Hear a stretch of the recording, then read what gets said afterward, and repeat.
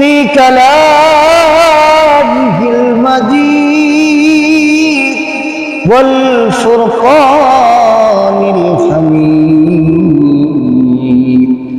أعوذ بالله من الشيطان الرجيم. بسم الله الرحمن الرحيم. يا أيها الذين آمنوا اتقوا الله وكونوا مع الصادقين.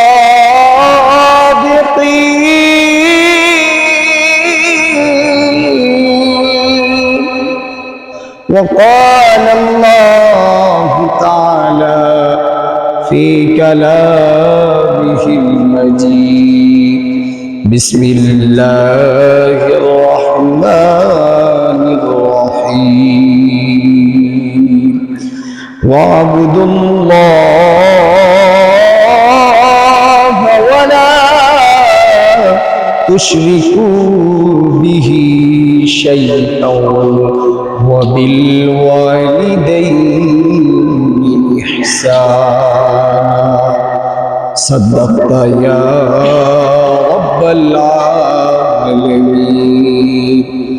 وقال النبي صلى الله عليه وسلم المسلم ما سلم المسلمون من لسانه ويده أو كما قال عليه الصلاة والسلام.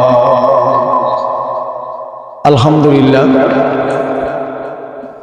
বেরিবাই বাজার মসজিদ এলাকাবাসী ও যুব সমাজ কর্তৃক আয়োজিত বার্ষিক ওয়াজ মাহফিলের উপস্থিত সম্মানিত সভাপতি হযরত মাওলানা মুহাম্মদ হাফিজুর রহমান হাফিজাহুল্লাহ, আর উপস্থিত আজকের মাহফিলের প্রধান আলোচক হাফিজ হযরত মাওলানা মুফতি জুবায়ের আহমদ খলিলি সাহেব মমিন শাহী সহ আজকে যারা আলোচনা করেছেন সমস্ত উলামায়ে কেরাম, আমার সম্মুখপানে উপস্থিত আছেন মুরব্বিয়ানে কেরাম, যুবক ভাইয়েরা, পর্দার অন্তরাল উপস্থিত আমার মা ও বোনেরা, সকলের প্রতি আমার আন্তরিক মুবারকবাদ। এই যে জালিসুর রহমান বেহেশতের বাগানের আসার এবং বসার মতো তৌফিক আমাদেরকে কে দান করেছে?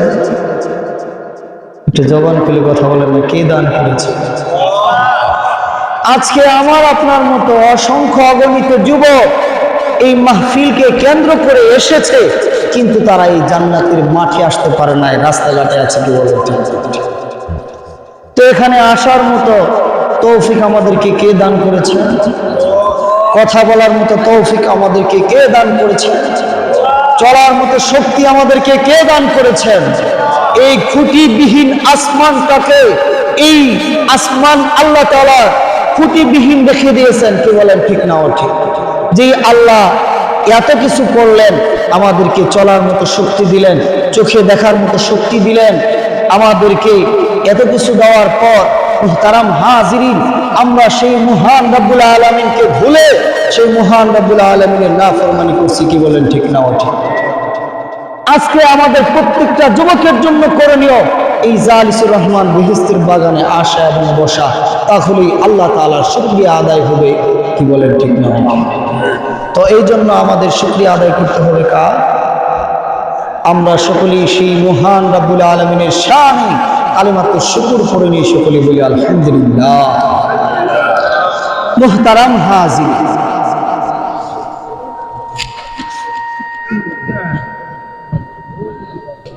এই যে আপনারা যারা এই জান্নাতের মাঠে এসেছেন, ভাই আমি বলছি যেহেতুটুকুন চলবে, এর চেয়ে বেশি লাগবে না, আর ডিস্টার্ব করবেন না। এই যে জান্নাতের মাঠে যারা এসেছেন আপনারা, আল্লাহ সুবহানাহু ওয়া তাআলা ওই সমস্ত ভাইদের আমলনামায় এই যে একটা একটা কদম দিয়ে দিয়ে আপনারা জান্নাতের মাঠে এসেছে। সরকার দু আলম নবী বলেন, যারা আজকে এই জান্নাতের মাঠে এসেছে, আল্লাহ তাআলা তাদের প্রত্যেকটা কদমের বদৌলতে তাদের জিন্দেগীর যে আমলনামার ভিতরে যে গুনাহ ছিল, একটা কদমের বদৌলতে আল্লাহ তাআলা তার জিন্দেগি থেকে একটা করে গুনাহকে মুছা দিয়েছে। ও আমার বাইরে, শুধু তাই নয়, সরকারি দু আলম নবী বলেন, যখন কোনো ব্যক্তি কোরআনের মজমায় হাঁটি হাঁটি পা পা করে কোরআনের মজমার দিকে যাইতে থাকে, আল্লাহ সুবহানাহু ওয়া তাআলা একটা কদমের বদৌলতে আল্লাহ তাআলা তার আমলনামা থেকে একটা গুনাহ মুছা দেয়। আর আল্লাহ তাআলা ওই বান্দার আমলনামায় একটা করে নেক লিখা দেন। একটু জবান খুলে আওয়াজ দিয়া বলেন আল্লাহু আকবার। মুহতারাম হাজিরিন, আমরা যারা এই জান্নাতের মাঠে এসেছি, এখন চিন্তা করেন যে আমরা ঠকেছি না জিতেছি। যারা আজকে এই মাঠের উদ্দেশ্যে ঘর থেকে বের হয়েছে কিন্তু তারা এখানে এখনো আসে না, তাহলে তাদের কপালটা কত দুর্ভাগ্য যে জান্নাতের মাঠে তারা আসতে পারে না। শুধু তাই নয়, যারা এই জান্নাতের মাঠে এসেছে, আল্লাহ তাআলা এই পুরা জান্নাতের বাগানটাকে আল্লাহ তাআলা নূরে তৈরি ফেরেশতাদেরকে দেয়া আরশে আজিম পর্যন্ত নিরাপত্তার ব্যবস্থা করে দিয়েছেন। বলেন আল্লাহ। ও আমার বাবারা, যুবক ভাইরা, তোমরা যারা এখনো বাহিরে আছো, তোমাদেরকে বিশেষভাবে অনুরোধ করবো, সকলেই জান্নাতের মাঠে চলে আসো। মুহতারাম হাজির, আমি কালামুল্লাহ শরীফের মধ্যে 114 খানা সূরা রয়েছে, তার মধ্যে 9 নম্বর সূরার নাম হলো সূরা তাওবা। সূরা তাওবা 119 নম্বর আয়াত তিলাওয়াত করেছি। 11 নম্বর পারা 5 নম্বর পৃষ্ঠা 119 নম্বর আয়াতে কারিমা তিলাওয়াত করেছি। আল্লাহ চাইলে এই আয়াতে কারিমার আলোকে কিছু কথা বলার চেষ্টা করব। তো মুহতারাম হাজিরিন, এই আলোচনা বোঝার আগে আমাদেরকে বুঝতে হবে আল্লাহ তাআলা যে আমাদেরকে দুনিয়ায় পাঠাইলেন, কেন পাঠাইলেন? এমনি পাঠাইলেন? আল্লাহ তাআলা আমাদেরকে শ্রেষ্ঠত্ব দান করলেন। কেন শ্রেষ্ঠত্ব দান করলেন? ও আমার যুবক ভাইরা, আসমানের মালিক আল্লাহ পবিত্র কালামুল্লাহ শরীফের ভিতরে বলেন, বিসমিল্লাহির রহমানির রহিম,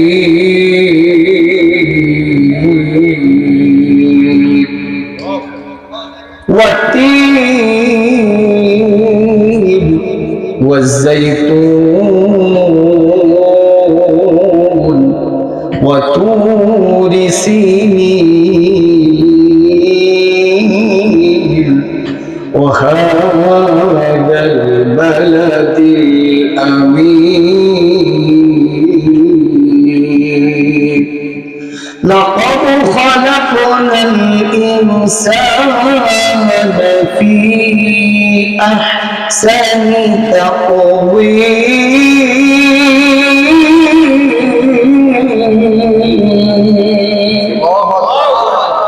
ও আমার ভাইরে, আসমানের মালিক আল্লাহ সূরা 3 এর ভিতরে 4টা জিনিসের কসম খাইছেন।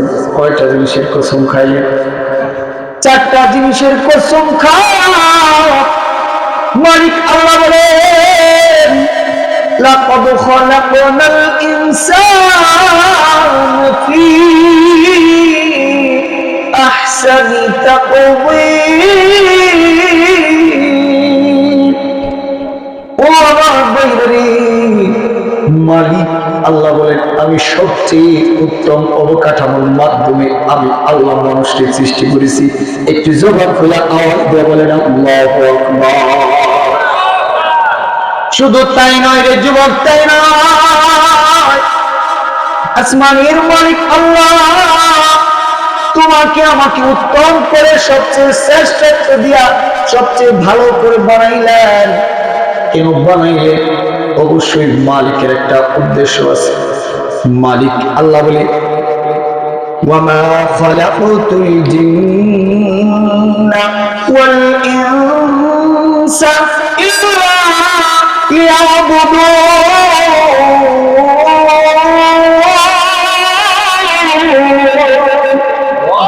আসমানের মালিক আল্লাহ বলে, আমি জিন এবং ইনসানকে সৃষ্টি করেছি আমি আল্লাহর গোলামি করার জন্য, ইবাদত করার জন্য, বন্দেগী করার জন্য। ও ভাইরা রে, আসমানের মালিক আল্লাহ আমাদেরকে বানাইছে আল্লাহর গোলামি করার জন্য। ও আমার ভাইরা রে, আসমানের মালিক আল্লাহ মুহাব্বত সৃষ্টি করে। মুহাব্বত সৃষ্টি করার পর আসমানের মালিক আল্লাহ ৯৯ ভাগ ভালোবাসা আসমানের মালিক আল্লাহর কাছে রেখে দেন।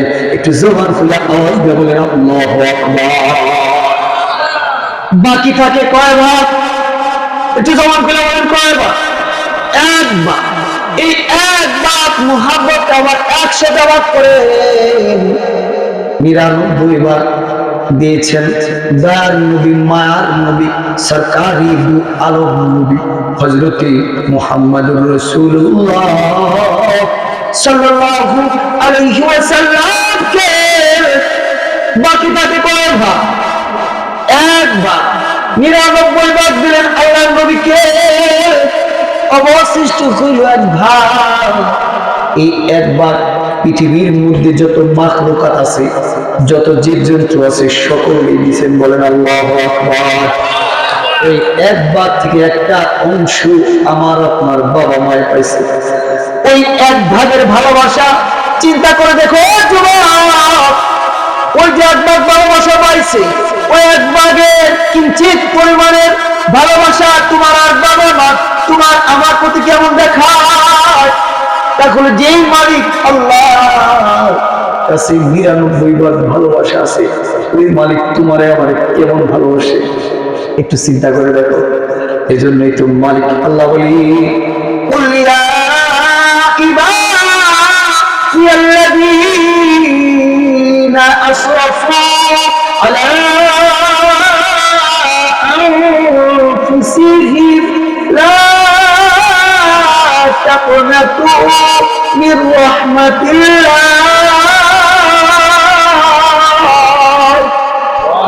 ও আমার ভাইরে, আসমানের মালিক আল্লাহ বলে, এ আমার বান্দারা, তোরা যারা তোদের নিজেদের উপরে জুলুম করেছো, অন্যায় করেছো, পাপাচার করেছো, তোমরা আমি আল্লাহর রহমত থেকে নৈরাশ করো না। একটু জবান খুলে বলেন না আল্লাহু আকবার। ও আমার যুবক ভাইরা, আল্লাহ সুবহানাহু ওয়া তাআলা বান্দাকে বড় ভালোবাসে, মায়া মুহাব্বত বান্দার প্রতি। এজন্যই তো মালিক আল্লাহ কোরআনে অসংখ্য অগণিত জায়গায় ডাক দিছি, ইয়া আইয়ুহাল্লাযীনা আমানুত্তাকুল্লাহ, ইয়া আইয়ুহাল্লাযীনা আমানুত্তাকুল্লাহ হাক্কা তুকাতিহি। অন্যত্র আয়াতের মালিক আল্লাহ বলে, ইয়া আইয়ুহাল্লাযীনা আমানুত্তাকুল্লাহ ওয়া কুনু মা'আস সাদিকিন।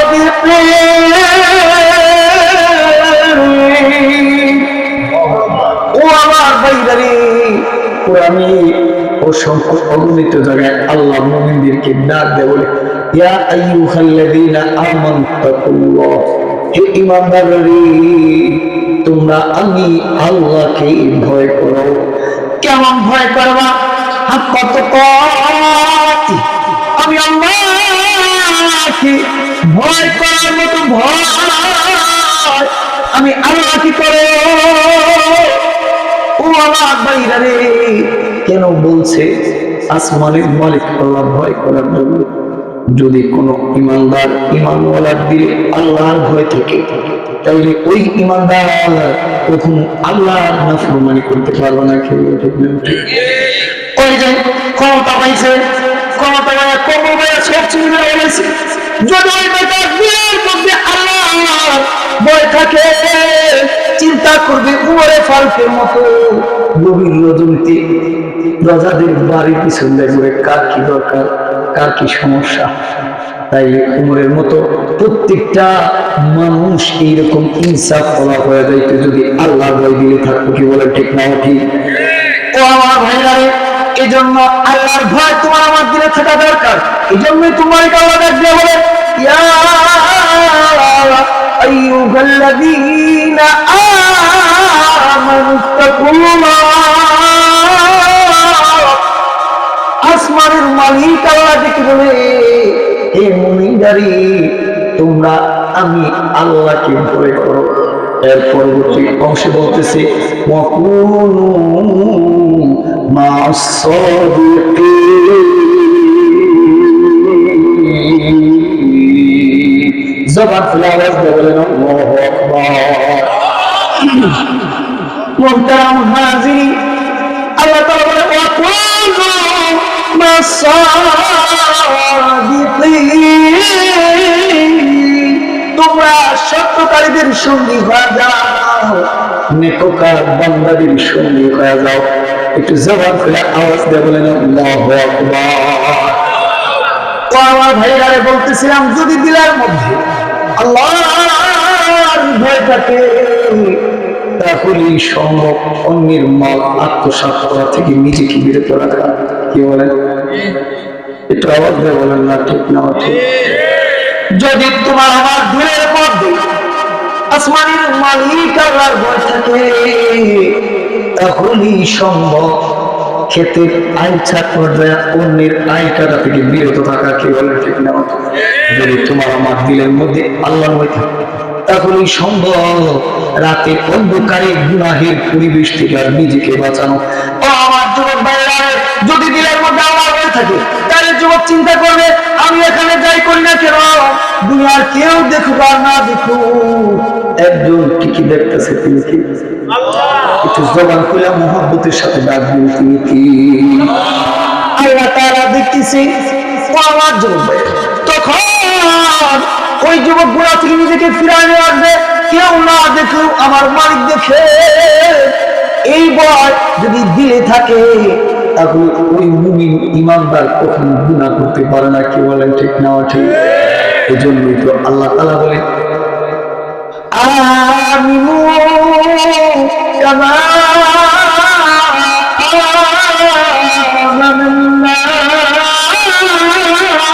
আমানান্নাস। ও আমার ভাইরা, আল্লাহ তাআলা বলে তোমরা ঈমান আনয়ন করো যেরকম সাহাবায়ে কেরাম ঈমান আনয়ন করছে। গুনাহ করছে, দিলের মধ্যে ভয় ঢুকে গেছে, পাগল হয়ে গেছে, আল্লাহর নবীর দরবারে চলে গেছে, বলে আল্লাহর নবী আমি জিনা করছি, আমার উপরে হদ জারি করে। দিলের ভিতরে পেরেশানি হয়ে গেছে, টেনশন যুক্ত হয়ে গেছে। আর তুমি আমি জানা করা গুনাহ করা মিষ্টি বেলায় তুমি আমি জানার সেঞ্চুরি করা মুখ পুরো জমিনের ভিতরে হাঁটিয়ে যুবক। এই জন্যই তো আল্লাহ তাআলা বলে ঈমান আনয়ন করো সাহাবীদের মতো। গুনাহ হবে এটাই স্বাভাবিক, কিন্তু গুনাহ হওয়ার পর পরই তোমাকে তাওবা করে আল্লাহর দিকে প্রত্যাবর্তন করতে হবে। কি বলেন ঠিক না ঠিক? এই জন্য আল্লাহ বলেন হে মুমিনরা দিলের মধ্যে আমি আল্লাহর ভয় রাখো। কার ভয় রাখবো? আল্লাহর। ও আমার ভাইরা রে, একটা টগবগি যুবক হযরতে আদহাম, ইব্রাহিম ইবনে আদহামের নাম আপনারা অনেকেই শুনেছেন। আদহামের বেটা ইব্রাহিম, ইব্রাহিমের বাবা হলো আদহাম। যুবক নদীর পাশে বয়া আল্লাহর ভয় দিলের ভিতরে ফিটিং করা আল্লাহর গোলামি করতেছে, ইবাদত বন্দেগীতে মগ্ন হয়ে গেছে। বসা বসা আল্লাহর নাম জপতেছে, আল্লাহর নাম জপতে জপতে হযরতে আদহামের ক্ষুধা চলে আসছে। এবার আল্লাহর গোলাম দেখেন কেমন দিলের মধ্যে আল্লাহর ভয়। হযরতে আদহাম আল্লাহর নাম জপতেছে, ক্ষুধা লেগে গেছে, পানি দিয়া নদীর ভিতরে একটা সেপ পড়ে যাইতেছে। হযরতে আদহাম ওই সেপ পড়টা উঠায়া খায়া ফেলেছে ক্ষুধার তাড়নায়। আমার বাইরে যদি কোনো জিনিস ওইরা পানির ভিতরে চলে যায় এমনিতে ধ্বংস হয়ে যাবে, কি বলেন তাই না? কিন্তু যুবক খাওয়ার পর এবার যুবকের দিলের মধ্যে ভয় শুরু হয়ে গেছে। ওই যে আল্লাহ বলছি আমি আল্লাহরে ভয় করে, কেমন ভয় করবা? আমি আল্লাহকে ভয় করার মতো ভয় আমি আল্লাহকে করব। হযরতে আদহামের দিলের মধ্যে ভয় শুরু হয়ে গেছে। এবার আদহাম চিন্তা করে, কাল কিয়ামতের ময়দানে যদি আমাকে আসামির কাঠ গড়ায় দাঁড়াইতে হয়, তাহলে আমি কাল কিয়ামতের দিন কি নিয়ে আমি আমার মালিকের কাছে যাইব? এই মামলায় পড়ে তো আমার জিন্দেগি ইবাদত বন্দেগী সব শেষ হয়ে যাবে, আসামি হয়ে যাবে। দিলের ভিতরে ভয় শুরু হয়ে গেছে। হযরতে আদহাম চিন্তা করলেন, যেহেতু পানি দিয়ে ফলটা বেশি বেশি আসছে, নিশ্চয়ই গাছটা উজানি হবে, মাটির দিকে যাইতেছি। এবার হযরতে আদহাম হাঁটি হাঁটি পা পা করে এই গাছটাকে খুঁজতেছেন। আল্লাহ আমার যুবক ভাইরা, হযরতে আদহাম এবার হাঁটি হাঁটি পা পা করে ওই গাছটা তালাশ করতেছে। তালাশ করতে করতে কিছু দূর যাওয়ার পর দেখি নদীর ধারে একটা বাগান দেখা যায়, সেফ ফুলের গাছ, একটা কুড়িঘর দেখা যায়। এবার হযরতে আদহাম যায় সালাম দিছে, আসসালামু আলাইকুম ওয়া রাহমাতুল্লাহ, ঘরে কেউ আছেন? যখন সালাম দিছেন, সালামের উত্তরে একটা বুড়ি বৃদ্ধা ঘর থেকে বাইরে গেছে। বলে, কে গো তুমি, কেন আমাকে সালাম দিলা? এবার হযরতে আদহাম বলে, ও বৃদ্ধা মা, আমি এরকম ভাবে নদীর ধারে বৈশা বৈশা আমি আমার মালিককে তসবিহ জপতেছিলাম। আমার ক্ষুধা পাওয়া গেছে। ক্ষুধা পাওয়ার পর আমি যুবক সেফল খাওয়া বাড়াইছি, কিন্তু এই সেফলের ক্ষমার জন্য আমি আপনার কাছে চলে আসি। দয়া করে অনুগ্রহ করে যদি আপনি আমাকে মাফ করে দিতেন। এবার বৃদ্ধ মা বলি, যুবক, এই যে সেফল খাইছো, এই সেফলের মালিক আমি একানো। এই যে সেফল তুমি খেয়েছ, এই বাগানটার মালিক হইলাম আমরা দুইজন, আমি বৃদ্ধা আর বলকের বাচ্চা হলেন আল্লাহ। দুইজন মালিক, একজন মালিক আমি, আরেকজন হইল উনি।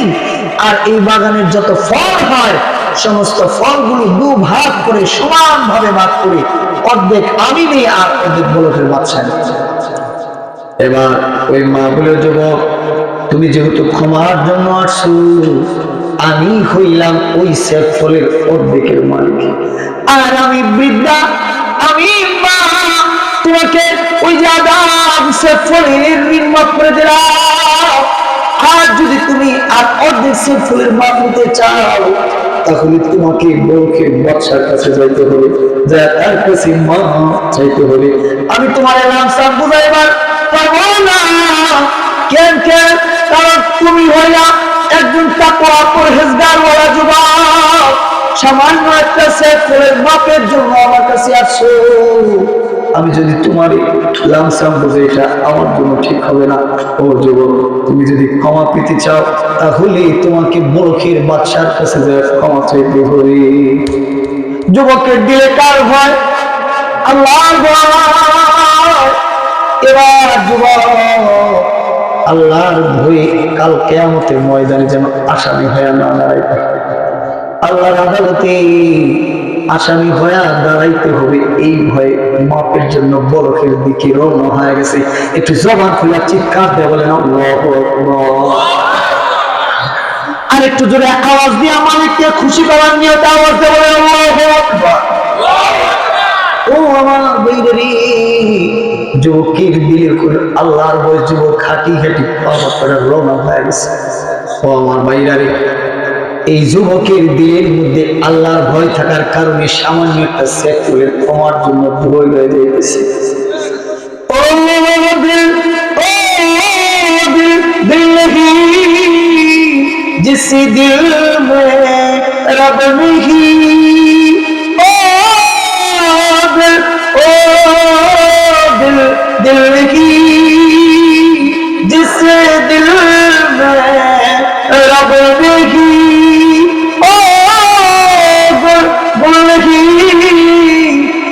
गुल में वो देखी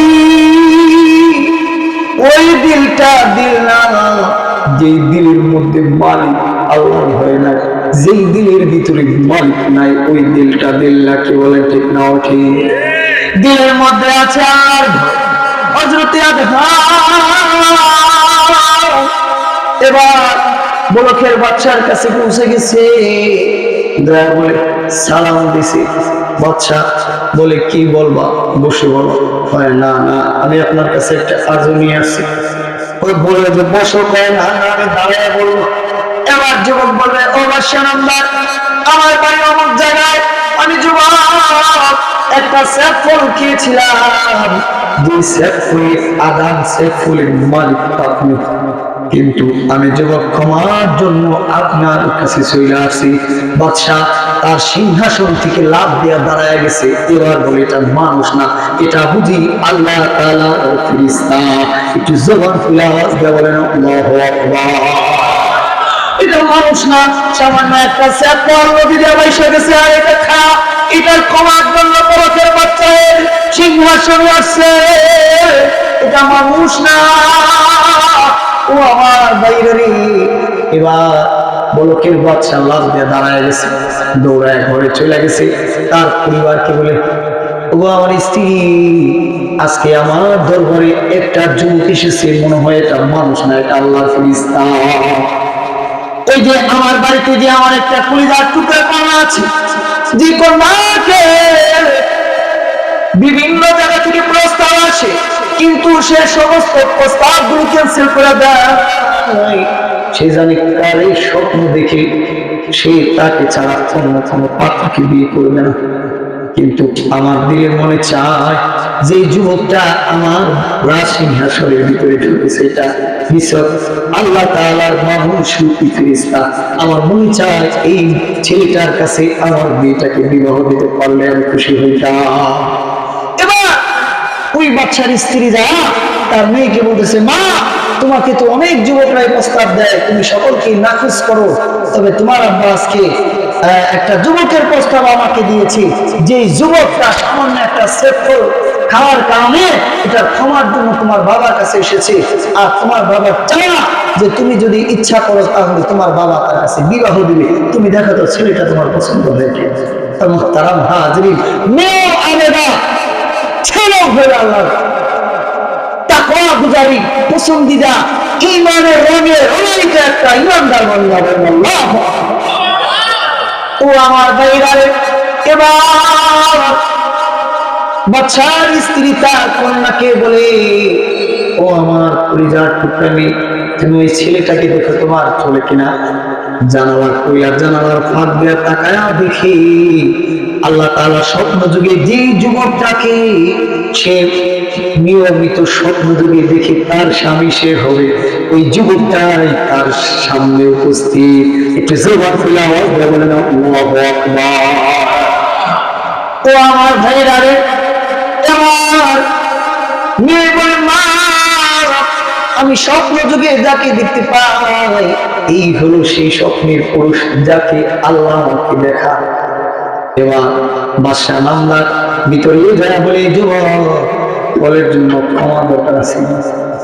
হ্যাঁ হ্যাঁ, আমি তো ক্ষমার জন্যই আপনার দরবার পর্যন্ত এসেছি। ও আমার ভাইরা রে, এবার আদহাম কে বলে, ও আদহাম, যদি তুমি ক্ষমা পেতে চাও তাহলে তোমাকে একটা শর্তে রাজি হইতে হবে, বলো তুমি রাজি কিনা। বলে কি কি, বলে যদি তুমি ক্ষমা পাইতে চাও তাইলে আমার মেয়েকে তোমার বিবাহ করতে হবে। এবার যুবক চিন্তা করে, যদি আল্লাহর আদালতে আসামি না হইতে চাই তাহলে আমাকে বিবাহ করতে হবে। যুবক চিন্তা করে বিবাহের মধ্যে রাজি হয়ে গেল। এক সপ্তাহ চলে গেছে, বিয়ে হয়ে গেছে। এবার এক সপ্তাহ পরে মা যা কলিজার টুকরার সন্তানকে ডেকে বলে, এক সপ্তাহ হয়ে গেল, তোমাদের কি অবস্থা, কেমন আছো? এবার বাচ্চার মেয়ে বলে, ও মা, কেমন ছেলের কাছে বিবাহ দিলা, যে ছেলে স্ত্রী বিছানার মর্যাদা বুঝে না, মজা বুঝে না, শুধু আল্লাহ তাআলা জায়নামাজের মজা বুঝে একটু জবান খুলে আওয়াজ দিয়ে চিৎকার দিয়ে বলেন আল্লাহু আকবার। এই যুবক, তুমি আমি বিবাহ করি যৌবনের তাড়নায়, আর এরা বিবাহ করে জাহান্নামের আগুন থেকে মুক্তির তাড়নায়, মুক্তির তাড়নায়। তোমার চিন্তা তাদের চিন্তা কতটা বিবাহের চিন্তা করছো? ও আমার ভাইজারে, এবার বলেন মা, কেমন ছেলের কাছে আমাকে বিবাহ দিলা, যে ছেলে তোমার মেয়ের কোনো হক আদায় করে না, সে আল্লাহর কুদরতি পাশ সিজদা দিয়ে বড় মজা, সারা রাত ব্যাপী তাহাজ্জুদে জন্য যায় না আমাদের সিদ্ধান্ত অবস্থায় তোমাদের জামাই হয়ে যায়। একটু জবাব ফেলে আওয়াজ দিয়ে বলেন আল্লাহু আকবার। এবার বাচ্চার ছেলে বাচ্চাকে দেখে বলে, ওগো বাচ্চা, কেমন ছেলের কাছে আমার মেয়ে কি বিবাহ দিলেন? সর্বনাশ, সর্বনাশ, আমার মেয়ের কোনো হক আদায় করে না। এবার বাচ্চা হযরতে আদহামকে ডাকছে, আদহাম এদিকে আসো, কি খবর, তোমার কি মাপ নেওয়ার দরকার নেই? ওই বাচ্চা নামদার কি বলেন, মাপ নেওয়ার জন্যই তো আমি আদহাম আপনার মেয়েকে বিবাহ করেছি। আল্লাহু আকবার। ও আমার ভাইরা, শুধু তাই নয়, এবার বাচ্চা বলে, এই আদহাম, আমার মেয়েকে বিবাহ করো, তুমি মাপ পেবা, তবে সত্য হলো আমার মেয়ের যত হক আছে সমস্ত হক গুলা তোমার আদায় করতে হবে, তাইলে মাপ পাবা। বলো বলো তুমি মাপ চাও কিনা? হ্যাঁ বাচ্চা, আমি মাপ চাই। তাহলে আজ থেকে আমার মেয়ের হক তোমাকে আদায় করতে হবে। আল্লাহু আকবার।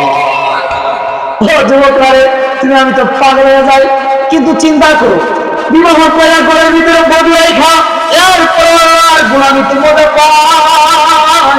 তুমি আমি 5 ওয়াক্ত নামাজ মসজিদে যাই করবো, দিতে চাই না। এমন যুবক আছে ফরজ গোসল করে না, পরের দিন সকালে ফরজ গোসল করে, কি আর নামাজ পড়বো? ও যুবক, যৌবনের তাড়নায় তুমি তোমার মালিককে ভুলে যাও। এজন্যই তো মালিক আল্লাহ বলেন, ইয়া আইয়ুহাল্লাযীনা আমানুত্তাকুল্লাহ,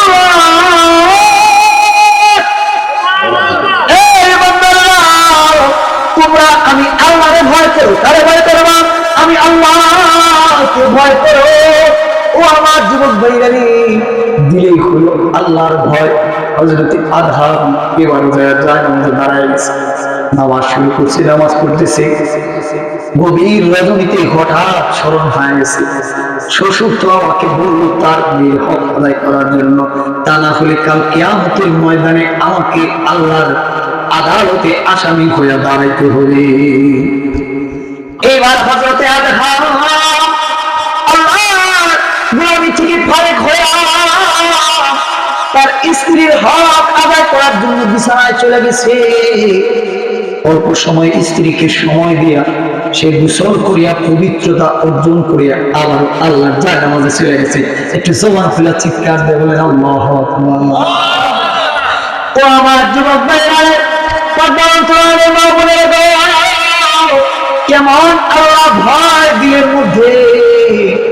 এইবার হযরতে আদহাম পবিত্রতা অর্জন করে যায় নামাজে দাঁড়ায়, যায় নামাজে দাঁড়ায় যখন রুকুতে যায় আল্লাহর কাছে কান্নাকাটি করি, ও আল্লাহ, আমি যৌবন পাওয়ার পর আজকে আমার জিন্দেগি থেকে কিছু সময় তোমার ইবাদত থেকে গাফেল হয়েছি। ও আমার ভাইরে, সিজদায় চলে গেছে, কান্নার আওয়াজ বেড়ে গেছে। আল্লাহ কুরা আল্লাহর গোলাম কান্নাকাটি শুরু করছে। আর মালিক আল্লাহর ডেকে ডেকে বলে, ও আল্লাহ, যৌবন পাওয়ার পর আজ পর্যন্ত যৌবন কালটা ইবাদত ছাড়া 1 মিনিটও কাটাই নাই। আমার জিন্দেগির মধ্যে আজকের এই দিনটা কিছু সময় আমি আমার স্ত্রীর বিছানায় কাটাইছি। কান্নার আওয়াজ বাড়ি হইতেছে, আসমানের মালিক আল্লাহ হযরত আদহাম কি দুনিয়া থেকে উঠায় দিছে। ও আমার ভাইরা, এই যে একবার স্ত্রীর সঙ্গে মিলন হয়েছে, এই মিলন হওয়ার ফলে ওই গর্ভের ভিতরে আল্লাহর ওলির গর্ভে মিলনের মাধ্যমে মায়ের গর্ভে আরেকটা আল্লাহর ওলি দান করছে, তার নাম হইল হযরতে ইব্রাহিম। একটি জবান ফেলে আওয়াজ বললেন আল্লাহু আকবার। যেমন বাবা কেমন সন্তান হযরতে ইব্রাহিম, সে ওই যে বাচ্চাই পাইলো 30 বছর বাচ্চাই করেছে। আমাদের এই দেশে চেয়ারের জন্য মানুষ মাইরা খাওয়া শেষ, কিন্তু ক্ষমতায় থাকা চায়, কি বলেন ঠিক না ঠিক? কিন্তু যুবক আল্লাহ ভয়, যুবক সে আল্লাহর ভয় বাদশাহী ছেড়ে দেয়া জঙ্গলে চলে গেছে ইবাদত করার জন্য। আল্লাহর গোলামি করছে, ইবাদত করছে, বন্দেগী করছে।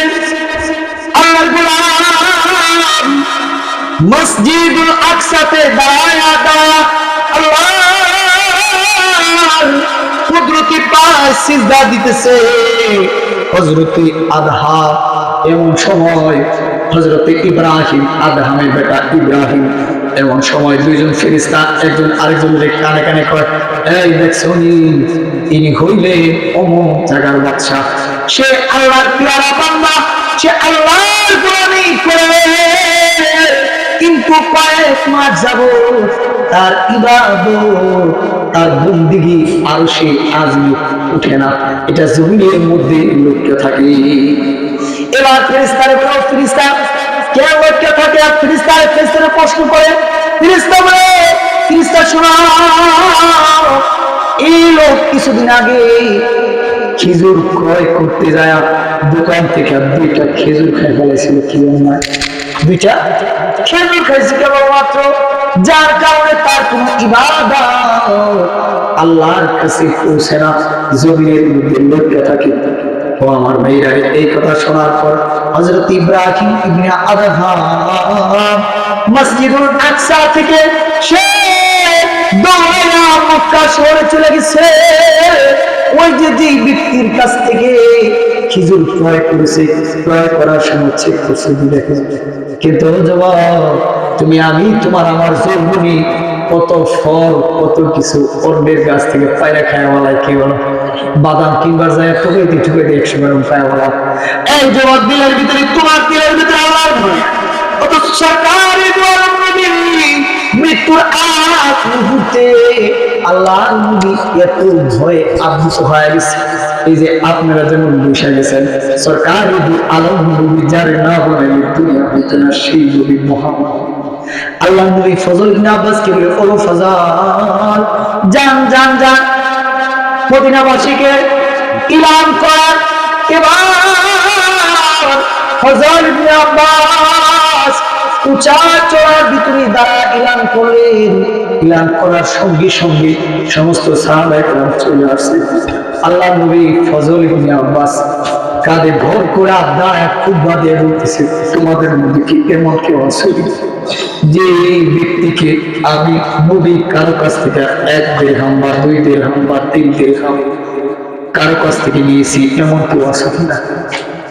যদি কেউ থেকে থাকো তোমাদের মধ্যে, যাদের কাছ থেকে আমি পয়গম্বর 1 দিরহাম নিছি, 2 দিরহাম নিছি, এমন থেকে থাকলে আজকে বলো আমি পয়গম্বর ওই 1-2 দিরহাম ঋণ পরিশোধ করে কবরে যাইতে চাই।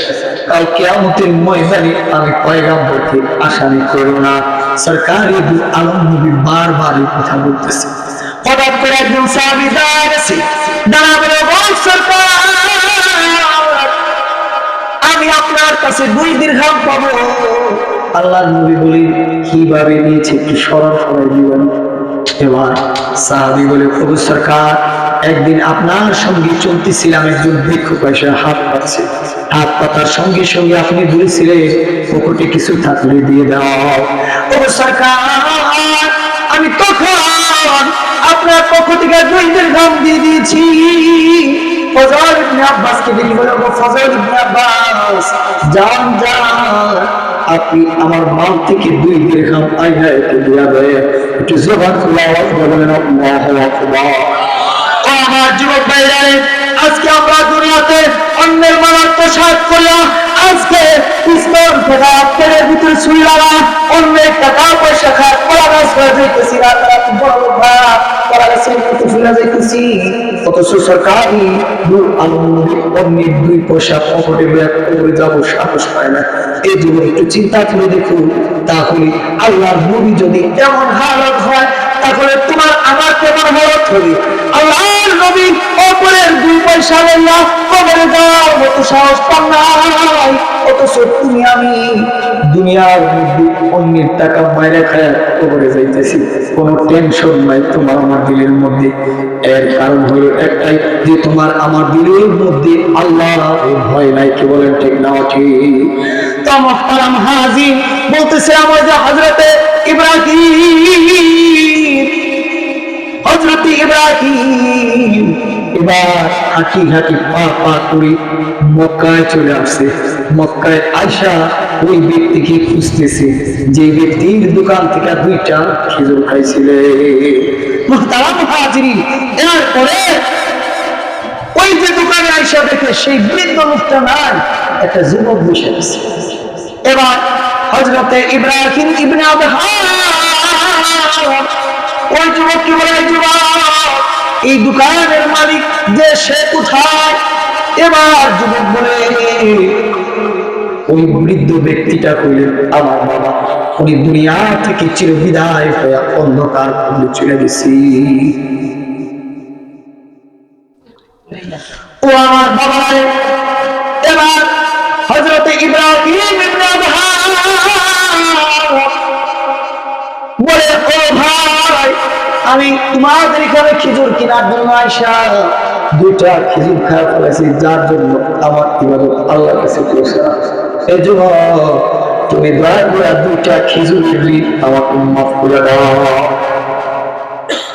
এবার আরে মুসরাইলেন কেন? সমস্যা। হযরতে ইব্রাহিম ইবনে আদহাম এবার দেখে বলে, যুবক তাইলে তুমি আমাকে দয়া করে মাফ করে দাও। ওই যুবক বলে, এই ভাই, আমার বাবার যত সম্পত্তি ছিল সমস্ত সম্পত্তির মালিক হইলাম আমরা 2 ভাই। আমি হইলাম ওই 2 খেজুরের 1 খেজুরের মালিক, আরেকজন হইলেন আমার ভাই আরেক খেজুরের মালিক। কাজগুতিকে আমি আপনাকে একটা খেজুরের ঋণ মাফ করতে পারবো, আরেকটা খেজুরের ঋণ আমি মাফ করতে পারবো না, কারণ আরেকটার মালিক হলেন আমার ভাই। সুদূর ইয়াসরিবে মক্কা থেকে 350 কিলোমিটার দূরে আমার ভাই থাকে, ওখানে তার দোকান। আপনি যদি মাফ পেতে চান তাহলে আপনাকে ওখানে যায়া মাফ চাইতে হবে, কারণ বাবার সমস্ত সম্পত্তি আমরা সমান হারে ভাগ করে নিয়েছি। আল্লাহু আকবার। মুহতারাম হাজিরিন, কেমন তাকওয়া, কেমন পরহেজগারি। এবার যুবক 350 মাইল দূরে হাঁটি হাঁটি পা পা করে 2 মাস সফর করে আল্লাহর গোলাম হযরত ইব্রাহিম চলে গেছে মাফ চাওয়ার জন্য। এত দূরে সে মাফ চাইছে, বলেন তো কেন? দিলের মধ্যে কার ভয় আছে? আল্লাহর ভয়। দিলের মধ্যে আল্লাহর ভয় রয়েছে, যার জন্য এই যে আল্লাহ যেমন বাপটাও যেমন তাকওয়া পরহেজগার ওয়ালা ছিল, সন্তানও তেমন তাকওয়া পরহেজগার ওয়ালা। আল্লাহ তাআলা কুরআনুল কারীমের অন্যত্র আয়াতের মধ্যে বলেন, ওয়া মান ইয়াত্তাকিল্লাহ ওয়া মান ইয়াত্তাকিল্লাহ ইয়াজআল লাহু মাখরাজান ওয়া ইয়ারযুকুহু মিন হাইথু লা ইয়াহতাসিব ওয়া মান ইয়াতাওয়াক্কাল আলাল্লাহ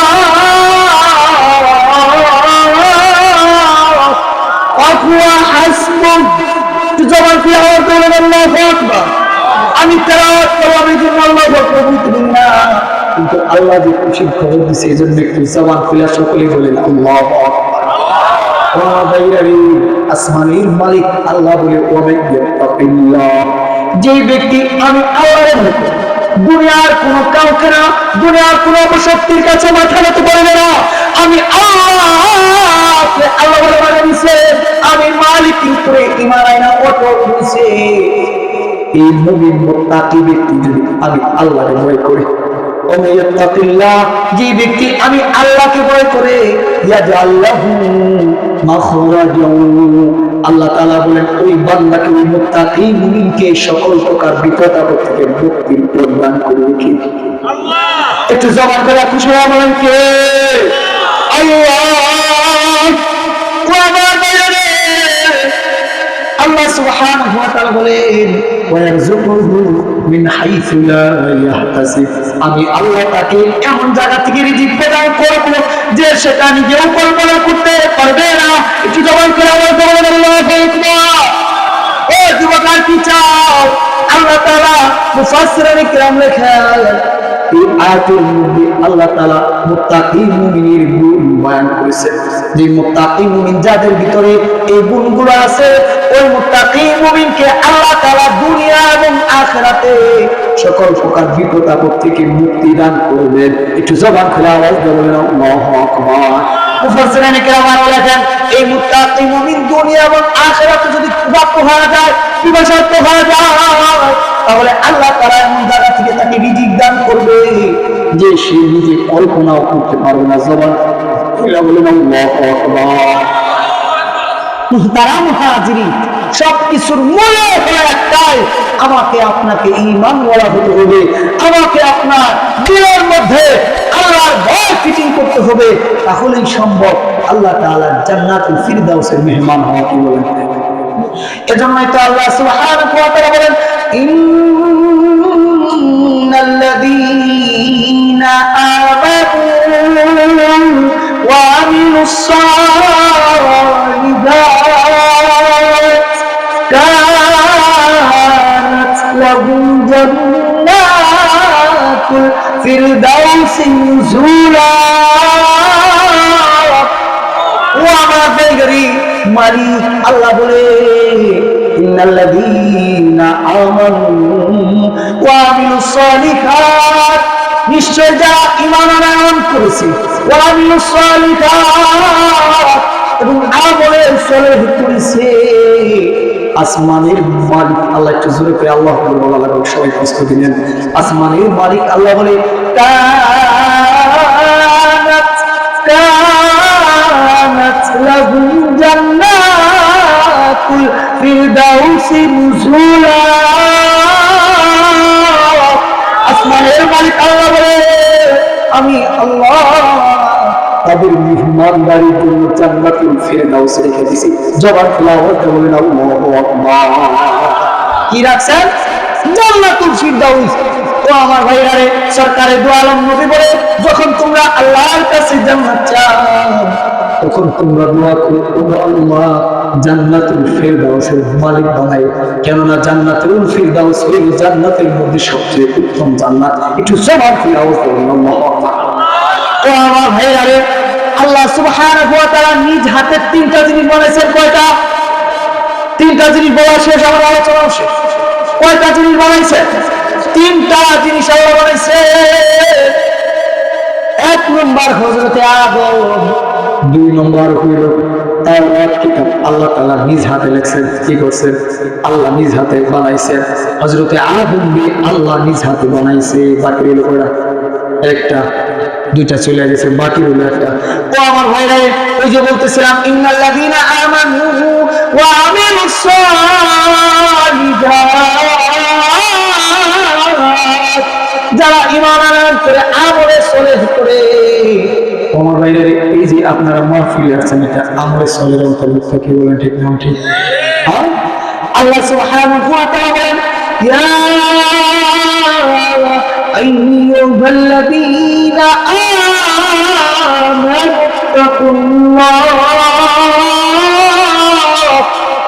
ইত্তাকুল্লাহ ওয়াবতাগু ইলাইহিল ওয়াসিলা। আল্লাহু আকবার। ওয়া মালিক আল্লাহ এই আয়াতে কারিমার মধ্যে মুমিনদের ডাক দিয়েছে, ইয়া আইয়ুহাল্লাযীনা আমানু তাকুল্লাহ, হে মুমিনরা তোমরা আমি আল্লাহকে ভয় করো। একটু জবান খুলে চিৎকার দেওয়া আওয়াজ দিয়ে বলেন আল্লাহু আকবার। এরপরে মালিক আল্লাহ বলতেছেন ওয়াবতাগু ইলাইহিল ওয়াসিলা। এ বান্দারা, তোমরা নাজাতের জন্য ওয়াসিলা তালাশ করো, নাজাতের জন্য মাধ্যম বানাও। আজকের এই মাহফিলটা আমার আপনার জন্য নাজাতের ওসিলা হতে পারে। কি বলেন, ঠিক না ঠিক? ও আমার ভাইরা, আজকের এই মসজিদ আমার আপনার জন্য নাজাতের ওসিলা। আজকে আমরা যে জান্নাতের মাঠে বসে আছি, এই জান্নাতের মাঠটাও নাজাতের একটা ওসিলা। কি বলেন, ঠিক না ঠিক? শুনলাম এই জায়গাটা ঈদগাহ মাঠে রূপান্তরিত করা হবে, এটাকে সুন্দরভাবে মেরামত করা হবে। এই মেরামতের কাজে যে ভাইরা শরীক থাকবে, যারা এই মেরামতের কাজে অংশগ্রহণ করবে, তার কিয়ামতের ময়দানে ওই ভাইদের জন্য এই যে আজকের এই মাহফিল, আজকের এই অনুষ্ঠান, আজকের আপনাদের এই কাজ, সমস্ত কাজগুলো আল্লাহ তাআলা নাজাতের জরিয়া বানায় দিবে। কি বলেন, ঠিক না ঠিক? আল্লাহ বলবেন বলেই বলছেন যে ওয়াবতাগু ইলাইহিল ওয়াসিলা, তোমরা নাজাতের জন্য ওসিলা তালাশ করো। কোন ব্যক্তি আমল দিয়ে যেতে পারবে না, ওসিলায় আল্লাহ পার করবে। মুহতারাম হাজিরিন, এই মাঠটাকে, এই জান্নাতের মাঠটাকে ঈদগাহ মাঠে এটাকে সংস্করণ করা হবে। আমরা সকলেই, আমার ভাই অনেক বড় আলেমে দ্বীন সুদূর ময়মনসিংহ থেকে এসেছেন, আপনারা আর বাহিরা থেকে সকলেই চলে আসুন। আর এই ঈদগাহ মাঠটা আমরা আগামীকাল সাজানো, এখানে এমন একটা পরিবেশ পাই, জান্নাতে একটা পরিবেশ পাবো তো ইনশাআল্লাহ ভাইরা। আমি জানি আপনাদের মন বিশাল বড়। আল্লাহ তাআলা যেন এই মাঠটাকে সুন্দর একটা পরিবেশে করার জন্য তৌফিক দান করেন। আর যারা আজকে এখানে দান করবে, সদকা করবে, কাল কিয়ামতের ময়দানে যেন এই উলামায়ে কেরামের একটা জামাতের সাথে আল্লাহ তাআলা আপনাদের সকলকে জান্নাতের মাঠে এক মিছিলে, এক সারিতে জান্নাতে যাওয়ার জন্য এই মাহফিলকে, আজকের এই আয়োজনকে জান্নাতের জন্য ওসিলা বানায় দেন। সকলে বলেন আল্লাহুম্মা আমিন। মুহতারাম হাজিরিন, যে কথাগুলো আমি